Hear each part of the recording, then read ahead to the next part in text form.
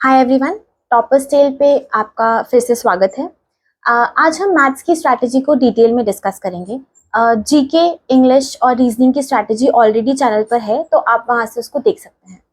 अगर हम मैथ्स की स्ट्रैटेजी की बात करें तो सबसे पहले तो आपको पूरा बेसिक आना चाहिए।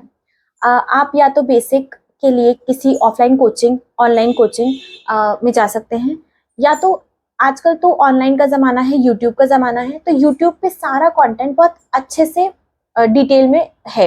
बहुत सारे टीचर्स हैं जिन्होंने बहुत डिटेल में पूरा सिलेबस कवर किया हुआ है।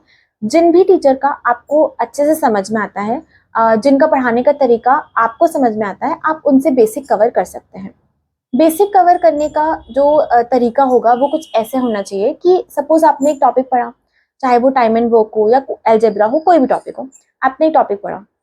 उसके बाद आप राकेश यादव की जो 7300 क्वेश्चंस की बुक होती है, उससे आप 200 से 300 क्वेश्चंस उसके तुरंत सॉल्व कर लीजिए उस चैप्टर को पढ़ने के तुरंत बाद, ताकि आपका एक कॉन्फिडेंस बन जाए एक पर्टिकुलर टॉपिक में।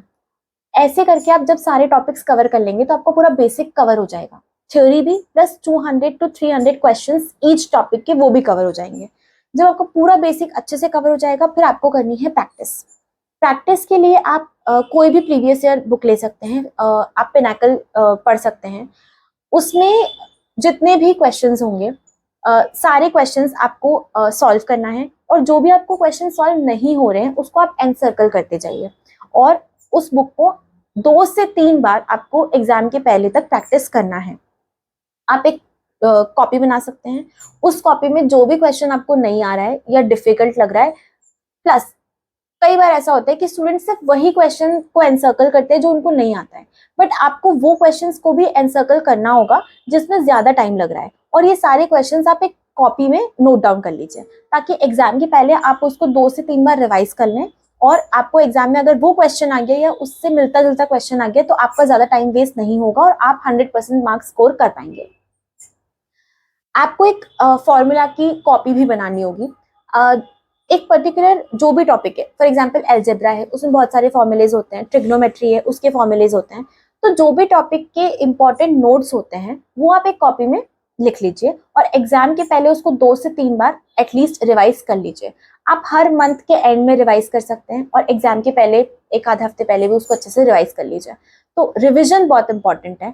अगर आप किसी भी सब्जेक्ट की बात करें तो रिवीजन बहुत ही इंपॉर्टेंट रोल प्ले करता है। तो उसके लिए आप मैथ्स के लिए एक कॉपी बना लेंगे तो आपके लिए बहुत आसान हो जाएगा उसको रिवाइज करना, और बहुत हेल्पफुल होगा। तो आप एक फॉर्मूला की अलग कॉपी बना लीजिए, एक अलग से कॉपी बनाइए जिसमें आप वो क्वेश्चंस नोट डाउन करें जो आपसे नहीं हुए, चाहे प्रैक्टिस करते टाइम, चाहे मॉक अटेम्प्ट करते टाइम। अब अगर हम मॉक की बात करते हैं, तो मॉक सॉल्व करने का एक तरीका होता है। फॉर एग्जाम्पल, प्री के 25 क्वेश्चन हो या मेंस के 30 क्वेश्चन हो, आपको उसको वन गो में नहीं करना है। वन गो में जब आप क्वेश्चन सॉल्व करते हैं तो जो भी डिफिकल्ट क्वेश्चन आता है बीच में, आप उसमें फंस के रह जाते हैं और आपका टाइम वेस्ट हो जाता है, आप नर्वस हो जाते हैं और आप बाद के इजी क्वेश्चन सॉल्व नहीं कर पाते। तो जब भी पेपर हो या मॉक हो, प्री हो या मेंस हो, आपको करना ये है कि इजी क्वेश्चंस आप पहले सॉल्व कर लीजिए। उसके बाद जो आपका टाइम बचेगा आप उसको डिफिकल्ट क्वेश्चंस में इन्वेस्ट करिए। तो ये जो तरीका होता है 2 बार में या 3 बार में पेपर सॉल्व करने का, ये बहुत इफेक्टिव तरीका होता है। फॉर एग्जाम्पल, हम मैथ्स का मेंस का पेपर सॉल्व कर रहे हैं, 30 क्वेश्चन है। 30 क्वेश्चन में आप एक बारी में वन गो में आपने 20 क्वेश्चन सॉल्व किए, उसको जल्दी से जल्दी सॉल्व करने की कोशिश करें कि 20 क्वेश्चंस में आपको 20 मिनट्स ना लगे, 15 मिनट्स में, 16 मिनट्स में आपके सॉल्व हो जाए। फिर आपके बचे हुए क्वेश्चंस को आप सेकेंड गो में करिए, जो सेकेंड टाइम में आप ने कुछ क्वेश्चन सॉल्व किए, और जो एकदम एक्सट्रीमली बिल्कुल क्लिक नहीं हो रहे, आपसे बन ही नहीं रहे, उसको आपको थर्ड अटेम्प्ट में करना है। जब आपका पूरा पेपर सॉल्व हो जाएगा, आपके पास इनफ टाइम होगा, तब आपको कुछ चीजें रिकॉल करके और जैसे तैसे उसको सॉल्व करने की कोशिश करनी है। जो आपके सारे तरीके होंगे कि आप सिक्स्थ सेंस से या ऑप्शन मेथड से या कुछ तरीके से पुराना कुछ रिकॉल करके सॉल्व करना चाहते हैं, वो आप थर्ड अटेम्प्ट में लगाइए, उसके पहले नहीं। कैलकुलेशन बहुत इंपॉर्टेंट होती है मैथ्स में। हमें नहीं पता कि पेपर कैसे आने वाला है। कभी ऐसा होता है एसएससी में कि कम कैलकुलेटिव पेपर है, कभी ऐसा होता है बहुत कैलकुलेटिव पेपर बना दिया। जैसे 2020 में थोड़ा कैलकुलेटिव पेपर था, तो हम नहीं बता सकते कि पेपर कैसा होने वाला है। तो कैलकुलेशन की प्रैक्टिस आप रोज करिए। कैलकुलेशन प्रैक्टिस के लिए एप्स आते हैं, बहुत सारे एप्स हैं अवेलेबल। आप उनको डाउनलोड कर लीजिए और फ्री टाइम में उसमें सॉल्व करते रहिए, प्लस माइनस मल्टीप्लाई डिवाइड, उसको जल्दी जल्दी करने की कोशिश कीजिए ताकि आपका प्लस माइनस मल्टीप्लाई डिवाइड में टाइम कम वेस्ट हो। एटलीस्ट 30 तक स्क्वायर्स याद कर लीजिए, 30 तक क्यूब्स याद कर लीजिए। स्क्वायर रूट, स्क्वायर निकालने का तरीका, जो इजी मेथड होती है, जो ट्रिक्स होती हैं स्क्वायर्स निकालने की, स्क्वायर रूट निकालने की, क्यूब रूट निकालने की, वो आप अच्छे से कर लीजिए। सिंप्लीफिकेशन के क्वेश्चंस तो जब से एसएससी शुरू हुआ है, जब से एसएससी की एग्जाम स्टार्ट हुई है, तब से जितने भी सिंप्लीफिकेशन के टाइप्स उन्होंने पूछे हैं वो आप कर लीजिए, क्योंकि अभी ऐसा रिसेंटली देखा गया है कि जो भी रिसेंट एग्जाम्स में बहुत पुराने पुराने टाइम पे जो क्वेश्चन पूछे जाते थे जिस टाइप के सिंप्लीफिकेशन में, वो फिर से रिपीट हो रहे हैं। तो आपको सिंप्लीफिकेशन तो बहुत अच्छे से डिटेल में करना होगा।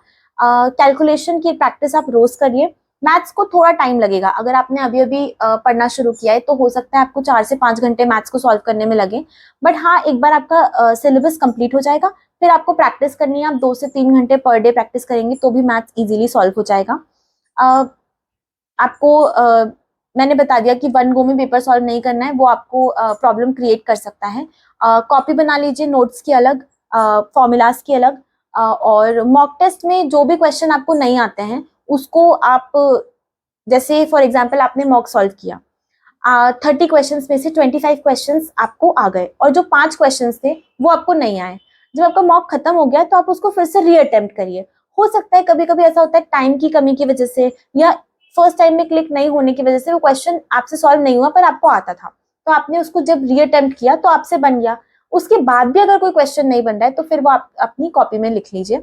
और ये जो दोनों कॉपी होंगी फॉर्मूला की और क्वेश्चंस की, ये आप बार बार रिवाइज करते रहिए, एक बार गो थ्रू करते रहिए। उससे आपको ऐसे याद हो जाना चाहिए कि अगर एग्जाम में वो क्वेश्चन आए तो फिर आपको उसको स्किप ना करना पड़े, आप उसको कम से कम टाइम में इजीली सॉल्व कर पाए।